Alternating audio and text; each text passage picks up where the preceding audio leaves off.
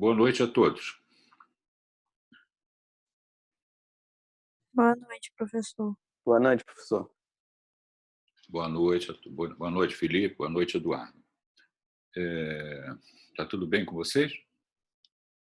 Tá, né? Tudo certo, graças a Deus. Cansados? Meio da semana, quarta-feira? Nossa senhora, professor. O sétimo período, acho que é o pior período até hoje pra gente. É pesado, né? É muita disciplina, Nossa, né? muita matéria.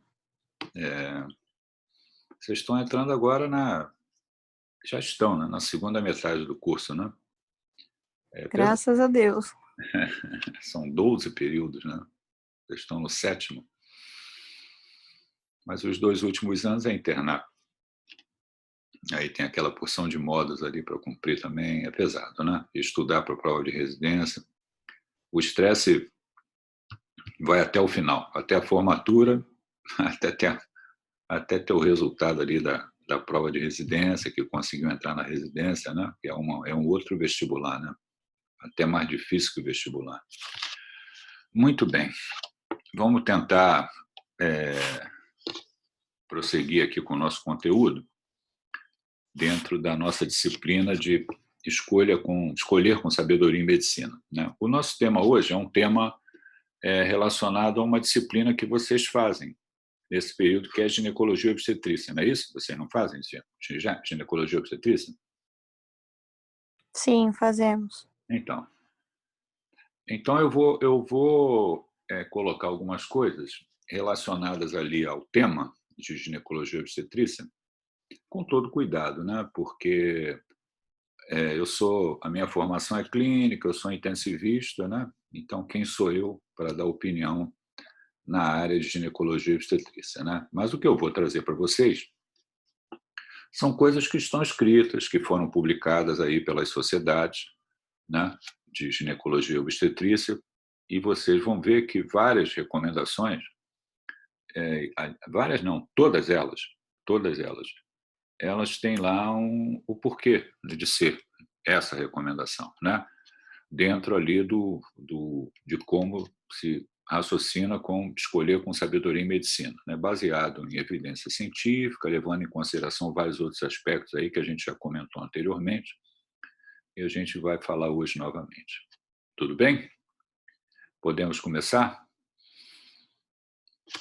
Me perdoem algumas opiniões pessoais, porque vocês podem colocar limites, né? Assim, o Afonso está falando demais aí em relação à ginecologia e obstetrícia. Qualquer dúvida, vocês esclareçam aí com seus professores, que eles são os donos da bola, né? Aqui temos um professor que procura trazer para vocês, né, a visão ali de algumas decisões que são tomadas com esse conceito de escolha com sabedoria em medicina, mas o que eu trago está sempre escrito pelas sociedades das especialidades que trabalharam em cima de um determinado assunto e fizeram uma recomendação. Então, deixa eu compartilhar a tela com vocês aqui, para a gente começar. Muito bem.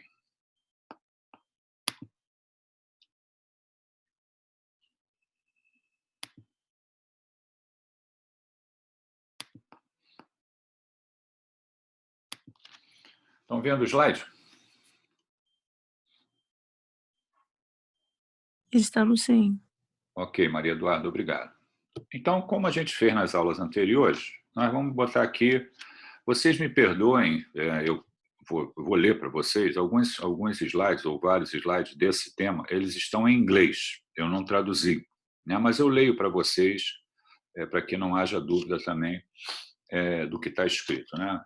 Naturalmente, lógico que, digamos assim, tendo cuidado com as palavras, cabe ao médico, né, procurar as informações científicas, e vocês já sabem disso, né? A língua universal das publicações científicas é o inglês, né? Então a gente meio que se obriga a ler assuntos médicos em inglês, para a gente poder buscar as informações. Mas vamos lá. Aqui um caso clínico Uma paciente jovem, 25 anos, procura atendimento por abortamento espontâneo em 2 ocasiões.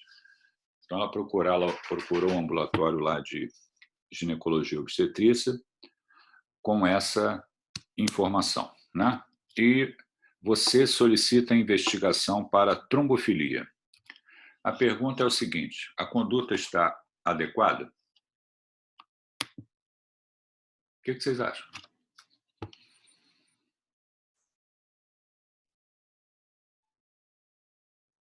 Está adequada ou não está adequada e por quê?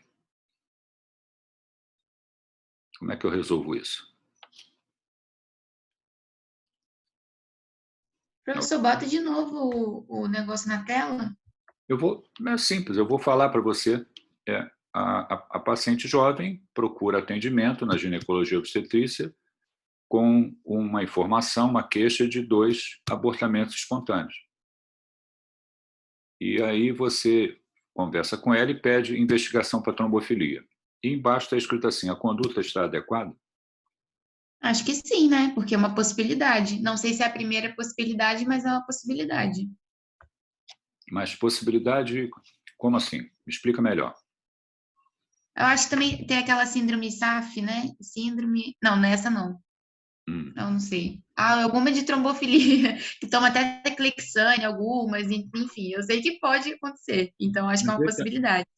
Vejam, nós não entramos nem no mérito de diagnóstico, se vai tratar ou não vai tratar, que droga vai usar, como é que é isso, né? A gente está se referindo à investigação de uma determinada patologia, que é a trombofilia. Todo mundo sabe o que é trombofilia?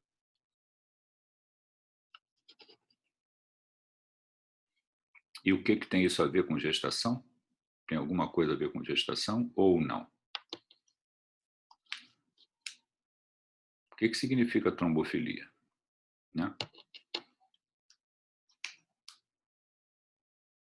Aqui o Antônio está falando aí hipercoagulação, né? Essa palavra não é apropriada, né? Trombofilia são condições que predispõem o paciente a fazer episódios de trombose. Trombose venosa e também trombose arterial. E essas patologias, muitas vezes, elas têm relação com a genética, né? O paciente ele já nasce com essa patologia, com essa anormalidade, né? Com essa tendência genética de ter uma chance maior de fazer trombose tanto do lado venoso quanto do lado arterial da circulação. E nós podemos investigar isso, né? Isso tem importância, né? E o que isso tem a ver com a gestação, né? O que isso tem a ver com o abortamento espontâneo? Isso é né? É uma outra questão a ser colocada e se vale a pena investigar ou não. Vejam que digamos assim, as esferas do conhecimento elas se interrelacionam, né? Eu tenho lá uma paciente que está procurando ambulatório de ginecologia e obstetrícia por causa lá do abortamento espontâneo e eu estou investigando a respeito de uma questão hematológica, né? Se a paciente tem trombofilia ou não. Onde é que está a inter-relação dessas duas áreas aí, né? Tem artigos publicados falando a respeito de uma chance maior de abortamento em pacientes que têm trombofilia. Isso é verdade? Eu preciso investigar como causa de abortamento ou não? Né? Por isso que eu coloquei a conduta é adequada. Então, para responder a essa questão, como é que a gente procede, né? O que a sociedade recomendou? Vamos lá, vamos voltar lá. Então está aqui, vamos lá, vamos voltar. Aqui esse slide que eu já mostrei para vocês, né? Para escolher com sabedoria em medicina, eu tenho que ter a evidência científica, né, dizendo que aquele item existe desfecho favorável em relação à investigação ou ao tratamento, à mortalidade, e isso tem uma relação com a necessidade de eu tomar aquela decisão a respeito de qualquer teste ou procedimento proposto. Quer dizer, a evidência científica acaba se tornando uma necessidade para aquele doente em particular, né? Eu tenho que avaliar sempre, né, riscos inerentes ali ou que estão colocados a respeito do procedimento ou teste que eu faço e duplicidade também e custos, né? Porque eu preciso pedir 2 exames que vão me dar a mesma informação. Qual é o custo disso? São custos iguais? Um tem um custo muito alto, um custo menor. Então, eu levo em consideração, já falamos a respeito de como a campanha foi criada lá nos Estados Unidos, né, por uma associação médica, e estava questionando um custo da medicina, né, lá nos Estados Unidos, cada vez valores maiores. Então, como que poderia ter uma boa prática médica com custo razoável? Isso também faz parte do raciocínio de escolher com sabedoria em medicina, né? Deve haver uma lógica que justifica a decisão, e decisões, elas sempre são centradas no paciente. Quer dizer o seguinte, o paciente participa disso. Quer dizer, o que eu vou fazer, eu vou conversar com o doente. Olha, eu vou pedir esse exame para o senhor, eu estou propondo que seja feita essa cirurgia, nós vamos tratar o senhor de determinada patologia, o senhor tem que ser internado, vai ser colocado na UTI, ou então vou dar alta para o senhor para acompanhamento ambulatorial, ou o senhor vai procurar o ambulatório de especialidade. Quer dizer, tudo isso é conversar com o paciente e, muitas vezes, também com a família do paciente, para que isso seja, digamos assim, feito de maneira transparente. Voltando ali, aqui nós temos trombofilias. Então, são desordens adquiridas geneticamente, né, que fazem com que o paciente tenha uma chance maior de fazer trombose, lado venoso e lado arterial, como eu falei. E eu posso investigar essas patologias, né? Além disso, tem outras, né, que estão aqui complementadas que eu também posso investigar. E aí uma delas já foi falado por um de vocês ali, né? A presença de anticorpo antifosfolipídio, que a gente chama de SAF, né? O anticorpo anticardiolipina, que são anticorpos que também fazem com que o paciente tenha uma chance maior de fazer fenômenos trombóticos, né? Então, e foi mostrado por algumas publicações científicas, né, que as pessoas que fazem abortamento espontâneo poderiam ter trombofilia, né? Algum desses traços aqui de alguma dessas patologias, né, com tendência genética de fazer trombose, eu já falei, e, portanto, poderiam ter relação com a presença de abortamento, né? O que a sociedade recomendou? Essa aqui é uma comunicação da Sociedade Australiana de Ginecologia e Obstetrícia. Não teste para trombofilia para complicações relacionadas à placenta, né? A perda, né? A perda fetal. Aí ele fala de algumas publicações, aqui é uma delas, né? Se a trombofilia é associada com complicações da gravidez, um estudo prospectivo, né, de uma população, de uma coorte.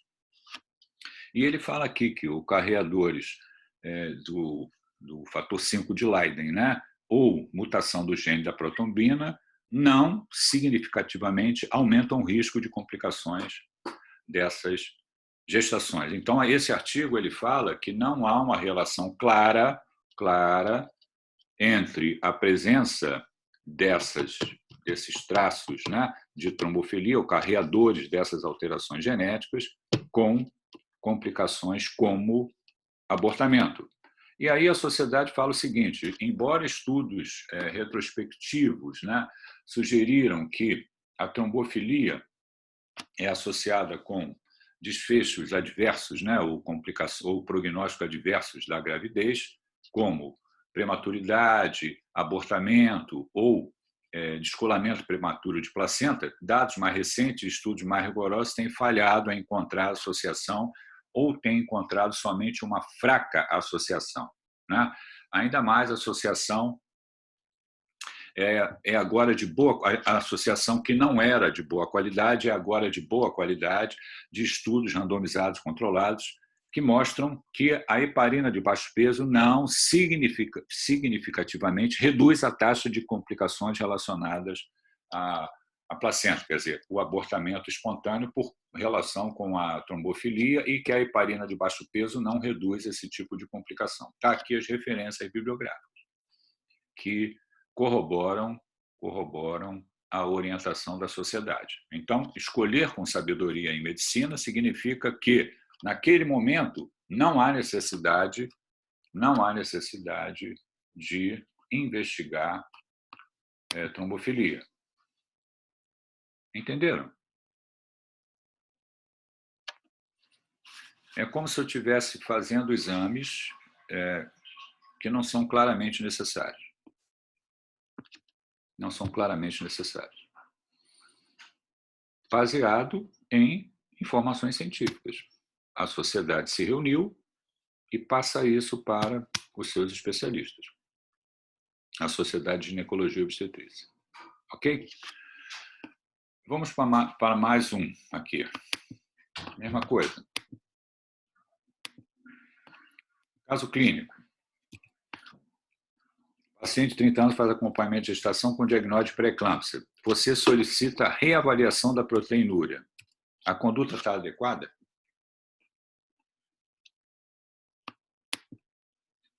E aí?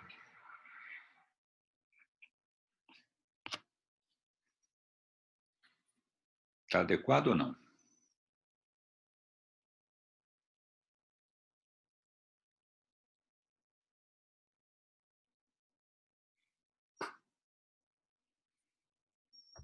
Ninguém opina. Vocês estão dando de ginecologia e obstetrícia. Não tiveram aula de complicações gestacionais, de pré-eclâmpsia, ou ainda vão ter? A gente ainda não teve, não, professor. Acho que é só período que vem, porque a gente está tendo ginecologia esse período. Entendi. Veja só, o colega da especialidade, que lida com isso todo dia, né, atendendo ali aquela área, pacientes, né, da área que ele se dedicou, que ele fez a sua formação, fez a sua residência, acumula experiência, né, que é muito importante, ele vai decidir isso com facilidade. O que a sociedade faz? A sociedade procura depurar entre aqueles temas que, digamos assim, são importantes ali para os especialistas, chegar a uma decisão do que deve fazer ou não, né? No caso da pré-eclâmpsia, vamos lá, vamos voltar aqui, né?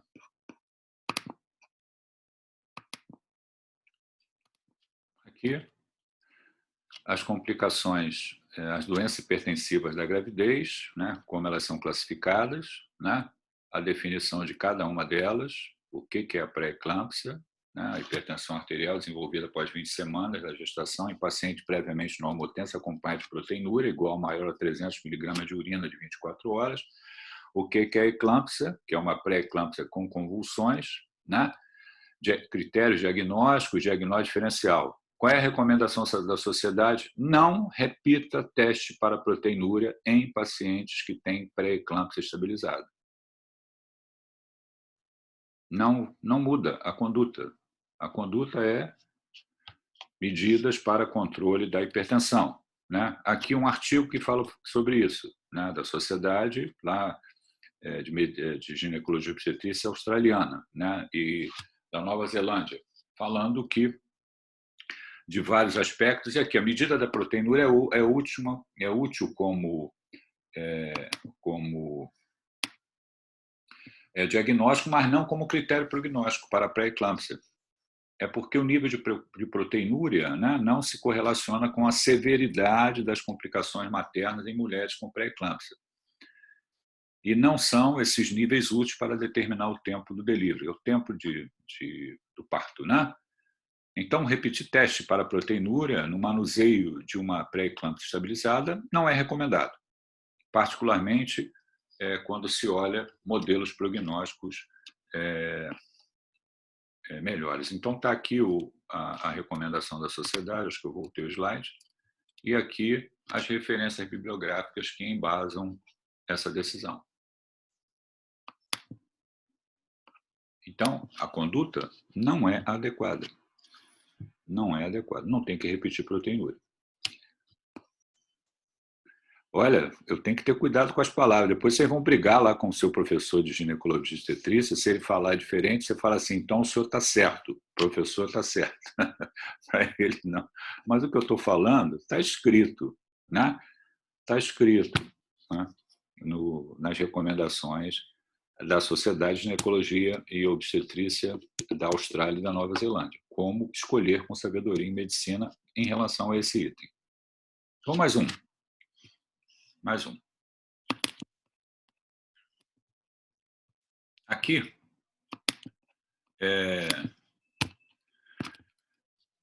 aqui outra paciente que faz acompanhamento pré-natal, e aí você solicita a avaliação desse polimorfismo, dessa enzima, uma redutase, que está escrita ali, né? E a pergunta está adequada. Só para a gente progredir, o que significa isso, né? Não, a recomendação é que você não deve fazer esse pedido, porque isso está dentro, esse polimorfismo está dentro da investigação de trombofilia, né? E a gente já falou ali atrás que a gente não deve pedir exames relacionados à investigação de trombofilia sem uma necessidade absoluta. Então, ele está falando ali, ó, não use a avaliação dessa enzima como um teste de rotina de avaliação de trombofilia na gravidez. Fala do artigo, isso está relacionado à homocisteína, né, que a gente viu lá que é uma das causas de trombofilia, é o mesmo raciocínio. A sociedade diz que não precisa fazer isso na avaliação, né, não devemos investigar isso, e aqui as referências bibliográficas que corroboram a decisão da sociedade. Mesma coisa. Vejam que, digamos assim, o modelo ele se repete, né? O modelo se repete. Um tema é uma questão que é colocada e a recomendação da sociedade. A recomendação da sociedade. Vamos para mais uma aqui.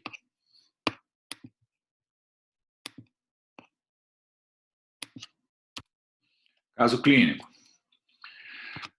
O caso clínico sou eu que estou inventando, né? Aqui, ó, acompanhamento pré-natal, você solicita a avaliação do VHS. A conduta está adequada? Eu devo pedir o VHS em gestante?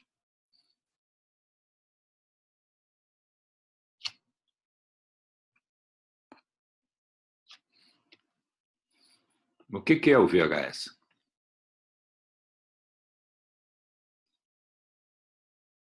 VHS é a velocidade de hemossedimentação, né? A gente usa como um marcador de doença inflamatória, né?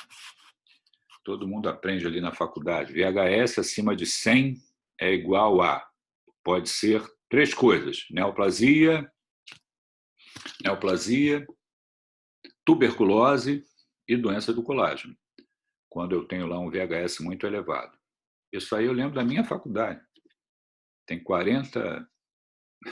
mais de 45 anos, o professor falava isso. Se encontrar um VHS acima de 100, são 3 coisas: tuberculose, câncer e doença autoimune, colagenose.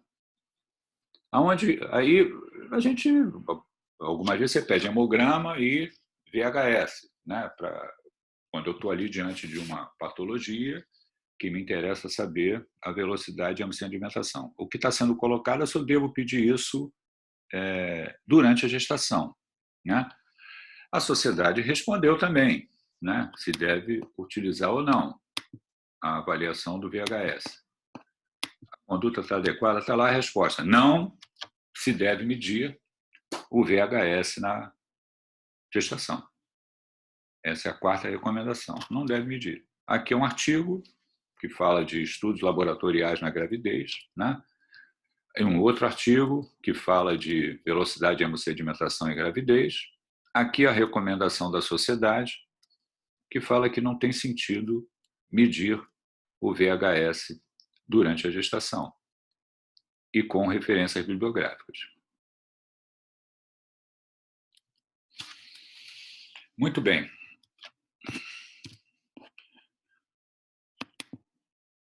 Entenderam como é que a sociedade faz? Eu expliquei isso, acho, para vocês na primeira aula, né? A sociedade ela faz, digamos assim, entre os seus membros, né? Uma avaliação do que elas julgam, dos temas que elas julgam serem importantes, que precisam de um consenso, de uma recomendação, que possa gerar alguma dúvida, ou que tem custo alto, né?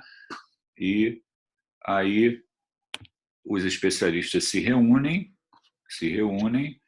e colocam ali uma recomendação. É interessante que vocês pensem o seguinte também: recomendação não é sinônimo de obrigação, né? O médico ele tem autonomia para decidir o que ele vai fazer, né? A gente não deve tirar a autonomia do médico, né? Então, o médico ele tem autonomia para decidir o que vai fazer, se eu vou pedir tal exame, se eu vou prescrever isso ou aquilo, mas tudo que a gente faz é baseado em ciência, né? Há uma lógica, há um sentido, há uma evidência científica, né? Mas a recomendação da sociedade ela não é sinônimo de obrigação. Quer dizer, eu posso agir de maneira diferente se eu quiser. O que a sociedade tenta fazer é me dizer o que é apropriado. E dentro desse conceito de escolher medicina com sabedoria, ela está levando em consideração a evidência científica, a necessidade, o custo, né? O risco que o teste impõe, né? Se ele é necessário, se ele não é necessário. A gente foi algumas coisas que a gente já falou hoje. Então, é isso que a sociedade tenta passar, né? Eu não vou pedir esse teste para a senhora porque não há necessidade de pedir, a gente vai acompanhar, e pode ser que mais adiante haja necessidade, mas nesse momento não. Quer dizer, o médico é que tem a interface ali com o paciente, é que vai decidir. A sociedade te ajuda a decidir com as recomendações, né? Lógico que, o Vitor, se você falou isso, se ela tem uma doença autoimune, é lógico, né? Até para a gente poder ver questões relacionadas à atividade da doença ou não, né? Aí o VHS é colocado como um item a ser acompanhado. Mas por outro motivo, né? Além de ter a gestação, tem a doença autoimune presente também. Aí eu tenho um motivo para pedir, né? Raciocine que tudo que você faz tem uma lógica, tem um motivo, tem uma evidência, né? E se alguém perguntar, você vai dizer: eu pedi por isso, por isso, por isso, né? Porque eu acho que é necessário, né? Está escrito ali, né? Ou então eu li sobre isso, as informações atualizadas recomendo que a gente age desse sentido. Vamos ver aqui uma outra recomendação que traz um pouquinho mais de discussão aqui. Deixa eu só fechar aqui. O que houve aqui? Espera aí. Onde é que eu estou?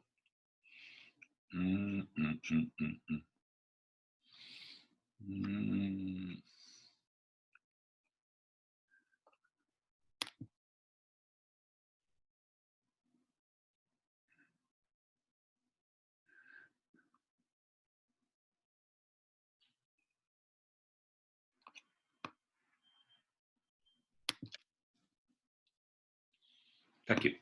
Essa é uma recomendação da Sociedade Americana. Evite o uso de episiotomia de rotina em parto normal.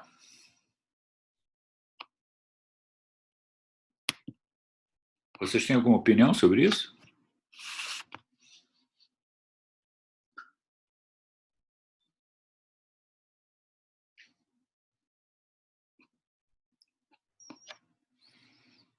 Faz episiotomia ou não faz? Não se faz mais de rotina, né? A Glazielli está falando. Não se faz mais. Antigamente fazia. Então, antigamente fazia e era errado fazer. Hoje não se faz mais. Eu acho que as coisas vão mudando ao longo do tempo, né? Acho que antigamente acreditavam que era certo, igual o uso de fórceps, né? Que hoje também não usa mais tanto. Mas eu acho que é por isso. Aí hoje em dia não se usa mais. Vocês devem ter assistido também aí na mídia, né, uma confusão danada que deu com... Eu não acompanhei de perto, mas eu só vi a reportagem de uma senhora que resolveu ter o parto normal, lá com a assistência do seu médico. E lá, em determinado momento, ele resolveu fazer episiotomia, né? E ela ficou revoltada e publicou isso nas redes sociais, dizendo que ele fez isso sem autorização dela. Vocês lembram disso? Isso não tem muito tempo, não. Um pouco uma confusão danada. Expôs o médico, aí o médico tendo que dar declarações a respeito lá do que ele fez. É complicado isso, complicado. Na mídia, né? Deixa eu mostrar aqui para vocês, né, o que a gente pode ter escrito em relação a isso aqui, né? Onde é que está aqui? Não fazer de rotina. Aqui é uma publicação, né? É uma revisão. Existe um grupo de médicos, né, que publicam periodicamente, né? Eles publicam periodicamente uma revisão sobre temas, né? Sobre vários temas, né? E eles foram, digamos assim, pioneiros em fazer isso, né? E fazem revisões sobre determinados assuntos, publicam meta-análise sobre determinados assuntos, e é da Cochrane University, né? Isso aqui é uma publicação sobre episiotomia no parto vaginal, no parto normal, né? Aqui ele faz uma revisão, onde ele vê uma porção de artigos sobre isso, né? Episiotomia é feita para prevenir ali lesão perineal severa, né? Esgarçamento perineal severo, mas seu uso de rotina tem sido questionado, né?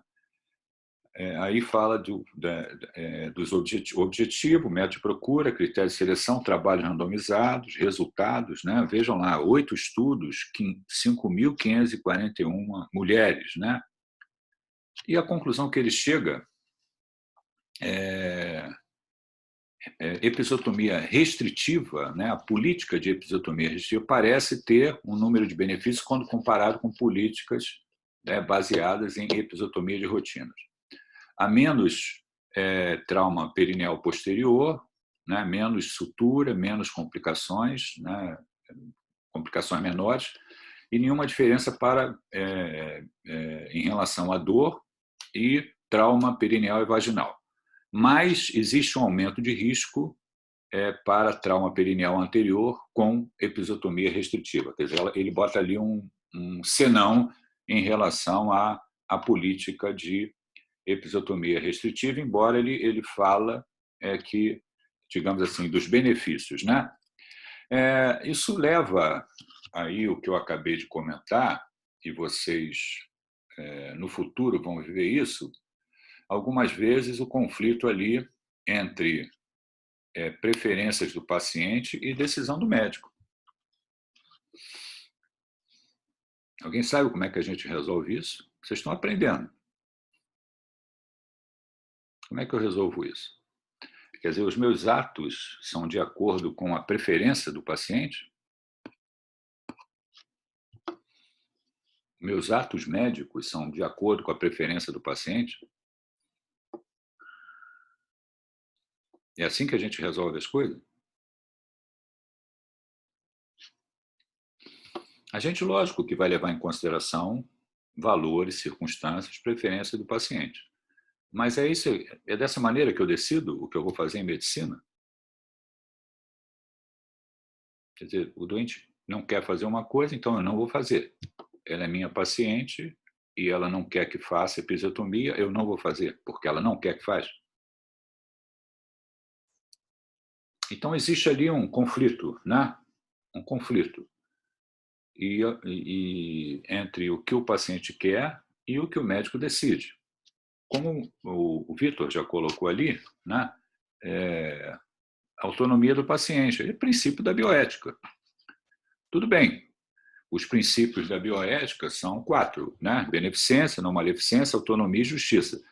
Aqui no caso é autonomia. O doente está lúcido, ele não quer que faça isso. Ele não quer que faça episiotomia, por exemplo. E aí você não faz.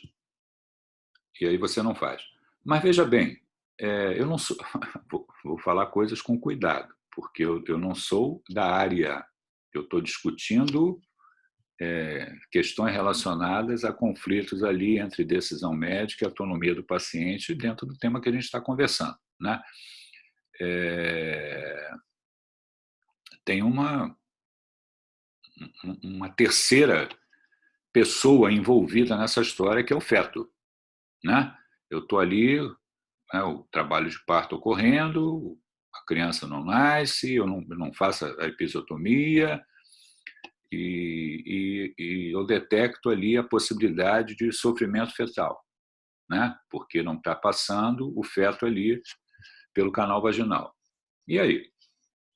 Ela não quer que faça a episiotomia, eu não faço? E perdemos o feto? Morre o feto?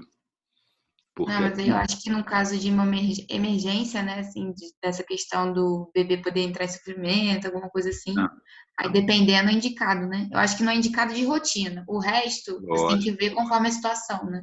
Lógico. Então, veja bem, existem limites entre o que o paciente quer e o que eu posso fazer. Numa situação onde existe risco à vida do próprio paciente ou, no caso do feto, né, esse processo decisório é feito pelo médico. Ele é responsável pelos seus atos.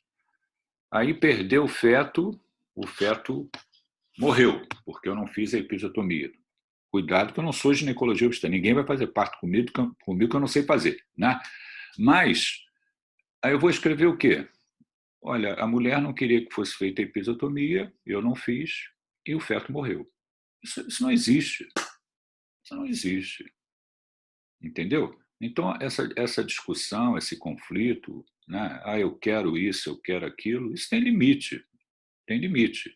Né? Olha, eu vou fazer desse jeito, porque planejamos fazer dessa maneira, mas pode ser que, durante o processo, a gente tenha que mudar a conduta, eu tenha que mudar a conduta, né, por conta de questões relacionadas ali ao trabalho de parto.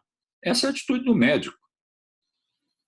E não se justificar porque a mulher não queria, aí eu fiz, mas eu não tenho certeza de que devia fazer ou não. O que é isso? O paciente pode falar o que quiser, mas você, como profissional, você tem que, digamos assim, decidir o que é melhor para ser feito naquele contexto ali. A responsabilidade final é sua. E outra coisa importante também, né? Aí eu já não estou mais falando de ginecologia obstetrícia, estou falando de erro médico. Né? Eu já há muitos anos participo, né, como intensivista da Câmara Técnica de Terapia Intensiva do Conselho Regional de Medicina. Já tem uns 15 anos que eu participo. Né? E a gente tem reuniões periódicas, né, sobre questões que são colocadas lá no Conselho Regional de Medicina de queixas de doentes que morreram dentro do CTI, que é a área que eu trabalho. Então, é um grupo lá de 15 médicos que se reúnem para avaliar queixas, normalmente de família, que perdeu lá uma pessoa dentro do CTI e acha que houve erro médico. Ela tem todo o direito de fazer isso. Faz parte. Né? E nós temos que analisar ali o que foi feito, para ver se fica caracterizado como erro médico, imperícia, imprudência, negligência. Né? Vocês acham que a gente se baseia em quê para decidir se houve erro médico ou não? No que a família está dizendo?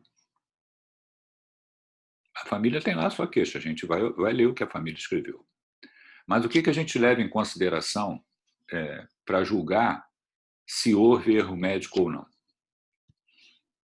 Acho que leva muito em conta o prontuário também, né? O prontuário médico. O que está escrito no prontuário médico? O que o colega escreveu?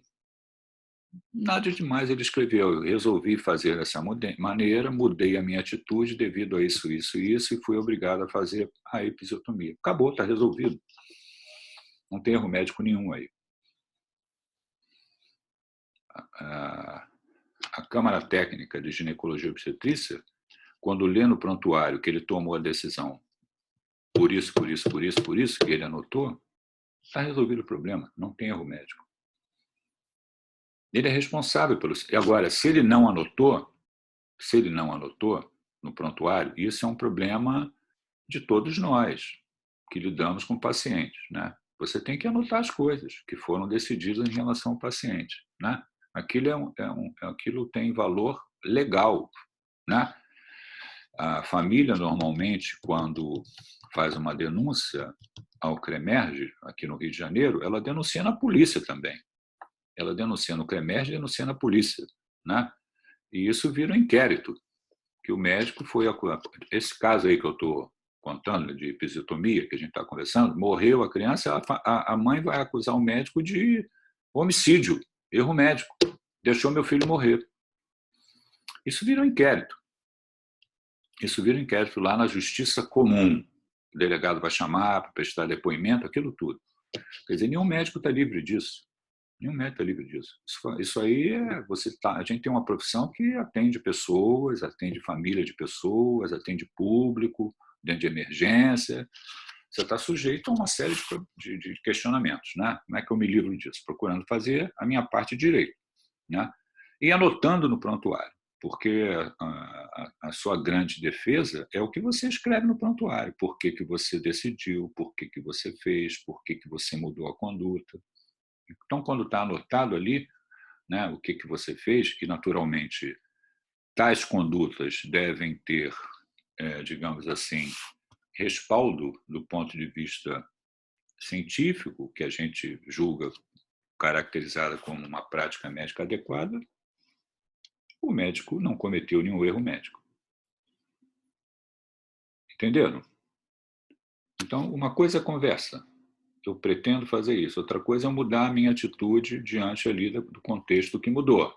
Eu tive que fazer isso, eu vou fazer.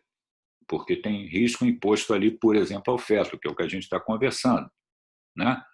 E vou escrever no prontuário por que eu fiz. A senhora, eu não autorizei você a fazer isso, mas eu tive que fazer. Senão nós íamos perder o feto. Eu vou lhe processar. A senhora fique à vontade, faça o que quiser.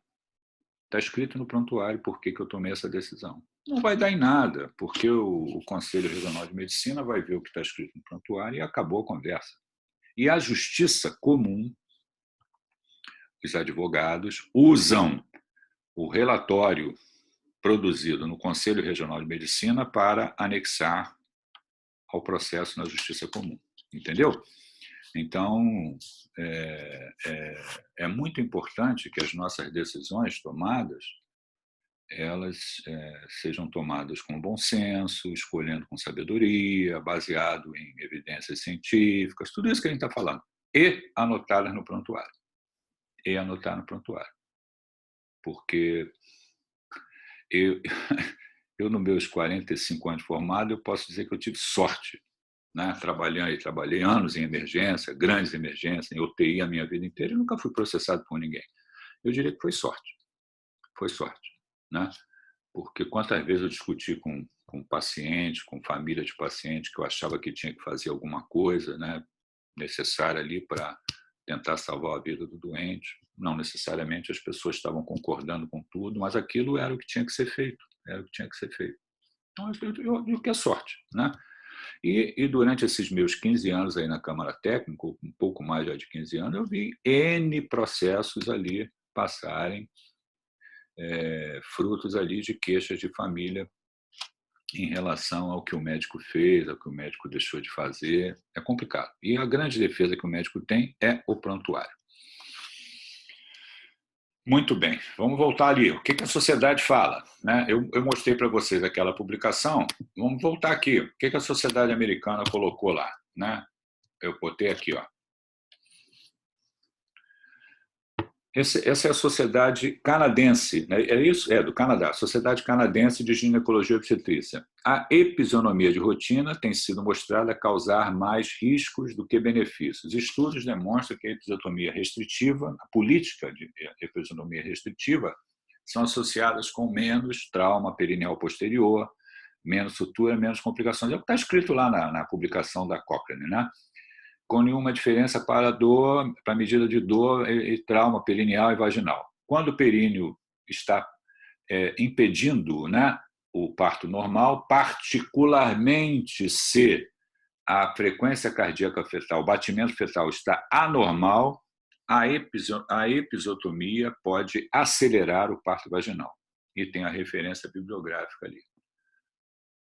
Ou seja, ele tá falando que você deve ter uma política de restrição à episiotomia, mas se o parto não ocorre e está havendo comprometimento fetal ali por conta de alteração de batimentos fetais, a episiotomia acelera o parto. Essa é a decisão do médico. É a decisão do médico. Entenderam o raciocínio? Ou não? Pergunta. Sim, professor, dá para entender. Olha, vou parar de falar de ginecologia e obstetrícia, senão daqui a pouco eu vou falar besteira para vocês. Eu estou mostrando coisas que a sociedade recomenda. As sociedades recomendam. Estou falando aí da minha experiência na Câmara Técnica também. Né? Perguntas? Por favor. Por mim está tudo certo, professor. Tá?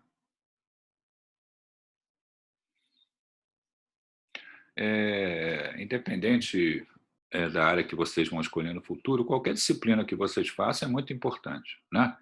Porque elas acabam tendo interface no futuro, quando você vê um doente, né? Hoje mesmo a gente falou sobre a ginecologia, ali com hematologia, né? Então, quando nós fazemos o curso, né, a gente faz as disciplinas, é como se estivesse queimando etapas ali, vai progredir durante o curso, mas todas as disciplinas são muito importantes. E na frente, todas elas vão interrelacionar ali quando eu quero resolver alguma coisa. Né? A área que eu escolhi é a área que eu vou dominar mais, né? E aí eu fico ali naquele modelo de pacientes, né? Que foi a área que eu escolhi para a minha atividade profissional, e vou lançar mão ali dos especialistas para poder me ajudar a resolver as coisas. Tá ok? Era o que eu tinha para falar para vocês de escolher com sabedoria em ginecologia e obstetrícia. Tudo bem? Alguma pergunta? Ou não? Muito obrigado, Luísa. Então, conforme o combinado, vocês podem colocar a matrícula, o nome e sair de sala, tá? Até a próxima, hein? Um abraço para vocês.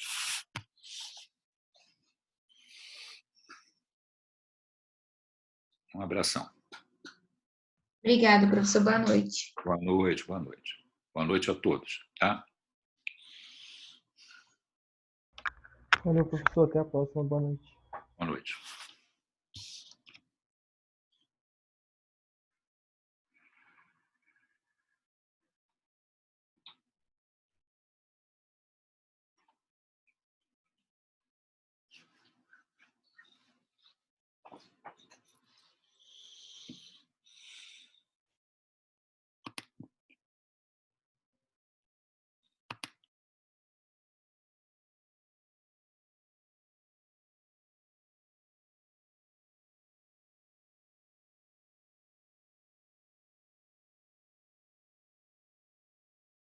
Valeu, professor.